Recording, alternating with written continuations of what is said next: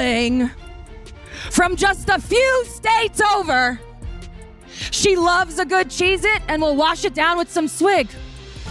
She loves Scrabble, outdoor concerts at the Ruoff, and golfing at Crooked Stick. She's every ref's favorite, and she dresses like a CEO because she's a boss. Please welcome to the show, Caitlin Clark. Caitlin Clark just walked into the Lion's Den and didn't flinch for a second. In her boldest interview yet, the WNBA's biggest star joined Sue Bird live at All-Star Weekend and immediately lit the room on fire as a special guest of a Touch More podcast. From shutting down NBA rumors with brutal honesty to revealing how she really feels about becoming a walking meme, to throwing subtle but spicy shade at her own coach, nothing was off limits. Forget the media polished pressers. This was raw, unscripted Caitlin, funny, feisty, and absolutely unfiltered. And if you thought you knew her already, think again, because she gave us the kind of honesty that headlines are made of. We're breaking down the biggest, boldest, and most controversial moments from this explosive conversation you do not want to miss. Comment CC Superstar to show her your love and support. Let's go. Caitlin Clark may not have suited up for the All-Star game, but make no mistake, she was the face of the entire weekend. In the heart of Indiana, her adopted home, Caitlin stepped into the spotlight as the unofficial host of the WNBA's biggest party. The city has done a tremendous job of, decking out the whole place and making everybody feel welcome. So, it's just getting started. First and foremost, you're in your second year. You're already getting an all-star game, so you get to host, which is amazing. Obviously, we'll just say the obvious. We're all very bummed that you can't participate. Me too. Yeah, I know you're bummed as well. But you can still enjoy it. Yeah. I think Indiana so far has done an incredible job. Caitlin was all in on making the All-Star Weekend unforgettable, even from the sidelines. She praised Indiana's behind-the-scenes efforts, made it clear how much she values the fan base. That's embraced her and emphasized how important it was for her to show up for her city. Even without lacing up, she owned the moment like only Caitlin Clark can. The city has done a tremendous job of, decking out the whole place and making everybody feel welcome. So it's just getting started. When you're Caitlin Clark, every move you make is under a microscope. And in this next part of the interview, she gets candid about it. The noise, the scrutiny, and the pressure that comes with being one of the most talked about athletes in the world. But Caitlin doesn't flinch. She shares how social media creates a warped version of reality, and how the real grounding moments come not from likes or headlines, but from kids in the stands, wide-eyed and inspired. For her, those are the moments that matter. I think it's amazing.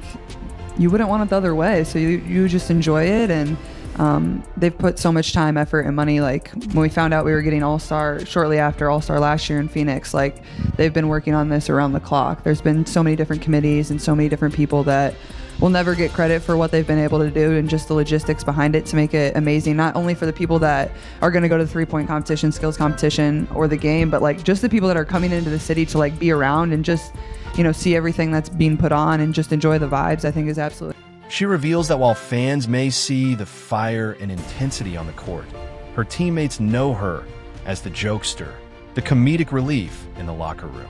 It's a reminder that we only get a sliver of who she is during televised games. The rest is hidden in group chats, practice sessions, and hotel hallways. For myself, you embrace being the host. Who knows if we'll ever get to bring it back here. I'm sure we will at some point, but maybe not for a few years. So just trying to do, everything I can to make it amazing for everyone. But don't mistake that goofiness for weakness. Caitlin breaks down how she shifts between her different selves. The athlete, the teammate, the daughter, the public figure. And rather than using it as a mask, she sees it as a strength. It's how she protects her peace, how she copes with criticism, and how she's managed to stay grounded despite the chaos around her. It's a rare moment of introspection from an athlete who's constantly in the spotlight. Vulnerable, honest, and quietly powerful. This is Caitlin Clark, beyond the box scores. I think first, you have to remember social media is just such a false perception of reality. And even for myself, you don't always realize that at times. It's not the real world. And when you're in a position of, people are going to love you, people aren't going to like you. But I think when I show up, to arenas. Those are the moments that like really remind me of like how many people are really there supporting you and loving you. Like the little boys and the little girls, those are the people that are on social media, like caring about every decision you make or every comment you make. But also at the same time, I feel like I just try to show up every single day and be myself and approach it that way and just be authentically me. And Every superstar has that moment when the spotlight hits, just a little different. For Caitlin Clark, there wasn't just one. From Travis Scott randomly posting her on his Instagram story back in college to dropping a legendary 41-point triple-double in the Final Four, her rise has been built on jaw-dropping performances and viral moments that no one could ignore. And as she shares here, that Louisville game wasn't just a win. It was the night the world really took notice. What do you feel like is the most misunderstood thing about you on the court and off the court? The personas, if you will. Ooh. I feel like a lot of people don't realize like how goofy I actually am. Like, and I think like a lot of my teammates would say that, like, even like Steph White was saying this the other day, like people don't realize like I'm just like comedic relief in the locker room. Like once I step on the court, like I'm super fiery and like I want to kill, but every moment other than that, it's like, it's not serious. Like I just have fun. I have a good time. Like, But the surreal part, it wasn't the cameras or the headlines. It was seeing her idols react. LeBron James, Steph Curry, athletes she grew up watching were now shouting her out. In the group chat. yeah, group chat gets I'm like, fire. sometimes I'm like, this motherfucker is a troll. But I don't know. I feel like the more you get to know your teammates or your coworkers or whoever it is, like you just become more comfortable and, you know, you kind of understand them and they understand you. But I feel like anytime like you're in your private life or with your family, like you're truly just yourself at the end of the day. But I don't think it's like a like coping as much. I feel like it's just more so like a comfortability thing and like building that trust within your locker room first and foremost, more than anything. That level of recognition doesn't just validate your game, it reshapes your entire world. And yet, through it all, Caitlin still carries herself with the same wide-eyed wonder. Back to like my freshman year of college, like when we played UConn in the Sweet 16, we ended up losing in San Antonio. Like I remember Travis Scott had posted me on his story and I like got back to my phone and like everyone was texting me. I'm like, yeah, I have no idea why he did that. Like, I'm like, that's super cool. But yeah. But I would say like probably when we beat Louisville, my junior year to go to the Final Four in Seattle, I had like 41. I think I had 41, like 10 and 12 or something like that. But that was like the moment I really felt like things were really starting. If there's one thing Caitlin Clark made crystal clear in this interview, she's not here for falsehoods from the legacy media. In a moment that had the crowd buzzing, she took direct aim at the ridiculous rumor claiming she turned down the NBA three-point contest because she didn't want to shoot off a rack. I think the one person that like really like made me starstruck probably was LeBron, because like LeBron was a person that I grew up like absolutely loving. Like he was like my Michael Jordan because I was younger, and like that's the person that I always looked up to. And so I'd say him, even throughout, and Steph, even those like at the end of my college career, they began to like comment on some things as I was ending my career and then now professionally. But I feel like I still have a lot of those moments and it doesn't always feel real because, you know, I feel very lucky and fortunate. So recently there was like that rumor, lie, whatever you want to call it, which was so dumb that you declined because you didn't want to shoot off a rack. It's like, what? Where do these people come up with this is beyond. But I'm actually curious. You finally, it doesn't always happen. Honestly, even we have a podcast, mic's on our face. You don't always get the opportunity to be like, no, that was a lie. And just kind of like call it out and like fact check them. That had to have felt good. It did feel good. I don't know who wrote the article, but I'm sure they didn't feel great about themselves after I did that. So I don't know who their source was, but whoever their source was wrong. You did turn down the NBA offer which for was the a whole three-point thing, contest. That was the yeah. whole thing. But you did turn that down, but you made good on your word. You wanted to show up for Indiana in the WNBA All-Star game. What went into that decision-making process? Yeah, well, I mean, they obviously really wanted me and Sabrina to do it, maybe a couple other people as well. And I was just like, well, I mean, that would make the one here a little, like, just not as fun. So, and it's in your own city. Like, I was going to do it no matter what. And I wanted my first one to be here in front of our fans. Her reaction, equal parts disbelief and sarcasm. And while she laughed it off, Caitlin didn't hesitate to call out the media for running with baseless narratives. It was the kind of moment where you remember this is someone who isn't just playing the game. she's owning her voice in it too. Recently, there was like that rumor, lie, whatever you want to call it, which was so dumb that you declined because you didn't want to shoot off a rack. It's like, what?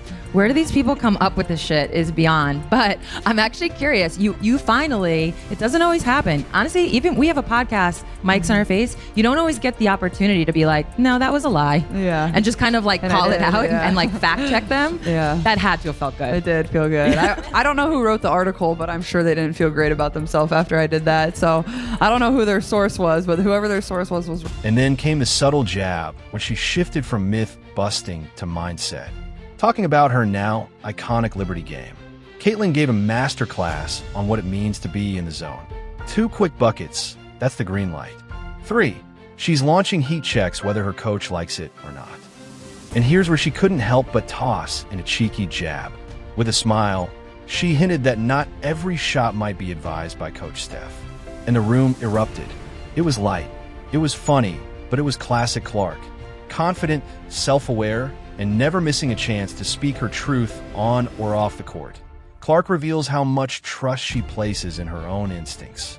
Whether she's torching defenders or setting the record straight on national narratives, Caitlin is proving she's as mentally sharp as she is lethal with the ball. So I shot 30 times a game. So I always thought I was on a heater. Some nights I was, some nights I wasn't. But I would say more so professionally, like that Liberty game, I feel like as a shooter, like when you see like 2 or 3 go in, especially like for me, like if I have 2 back-to-back in a row, like I'm probably gonna launch a third that maybe isn't advised by Steph, but like I gotta get it up. And then if the third goes in, like you're just hot. I think as a shooter, like your confidence just builds and builds and builds. It's just coming off your hand better. The rim looks big. Only in Iowa could a basketball phenom end up as a block of dairy art.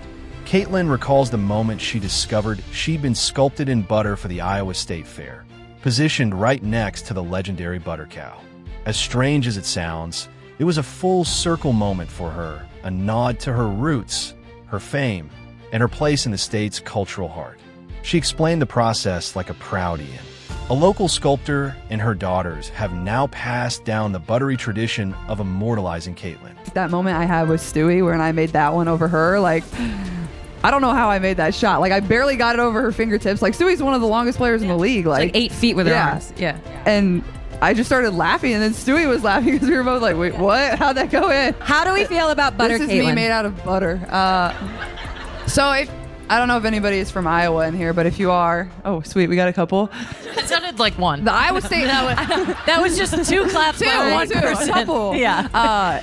The Iowa State Fair is one of the best fairs in the country, but I believe that. They're known for making a cow out of butter, and a couple years ago they decided to sculpt me out of butter. You can see the cow's nose over there to the left, and that's me made out of. If you blinked in early January, you might have missed one of the most viral snapshots of the year.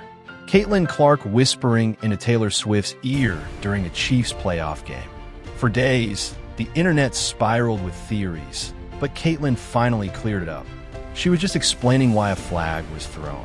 Her calm delivery and football IQ met Swift's curiosity in a moment that was way more ordinary than it looked. Next up, whisper, whisper, whisper. Ooh. Oh. Why did everybody say it like that? What we were you whisper then? actually saying? Don't lie to us.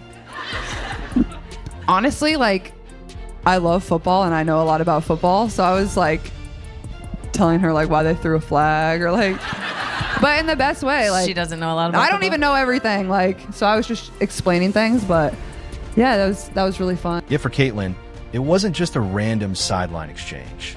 It was pure magic. A lifelong Chiefs fan, she was buzzing about watching Travis Kelce dominate the game while sharing a box with Taylor Swift. Her face glowed red from the cold, but the energy in the suite was unmatched. It was a moment where sports, pop culture, and real-life joy collided, and Caitlin just rolled with it like the seasoned pro she is. I'm a big Chiefs fan, so getting to spend time with Taylor, and then also Travis played really well that game. The Chiefs won. It was the playoff. Every athlete has that one Mew-worthy moment. And for Caitlin Clark, it came from a freeze frame during a face-off with Atlanta's Ryan Howard. In real time, Caitlin was locked in, standing her ground, and letting her competitor know she wasn't backing down. But in freeze frame, her expression was unintentionally hilarious and the internet naturally made it go viral. I feel like every game there's always like a new meme of me doing something. This one is top notch. I don't even know what happened. I mean, I either. do. What game is this? I have no idea. Atlanta. Ryan Howard was trying to rough you up. Oh, is that? I this? was like, I don't care. I don't care. You're like, I'm not scared of you. Oh yeah, that's what I said. I'm not scared of you. Who are you? Yeah, I did say that. Caitlin laughed it off with self-awareness, owning the moment rather than avoiding it. She joked about her messed up ponytail, her stretched out facial expression, and how the image made her look way goofier than she actually was. It was one of the most relatable parts of the interview. Even a superstar can become a meme, and she's totally here for it with a wink and a sense of humor. Before she was a basketball icon, Caitlin was dropping yellow cards on the soccer field. One photo in particular brought back memories. A high school tournament shot of her mid-sprint charging the goalie with cleats up and zero hesitation. She didn't score, but she made an impression. And not just on the goalie. That game, she says, came right after returning from playing for Team USA's under-16 squad. And she dove in head first, literally.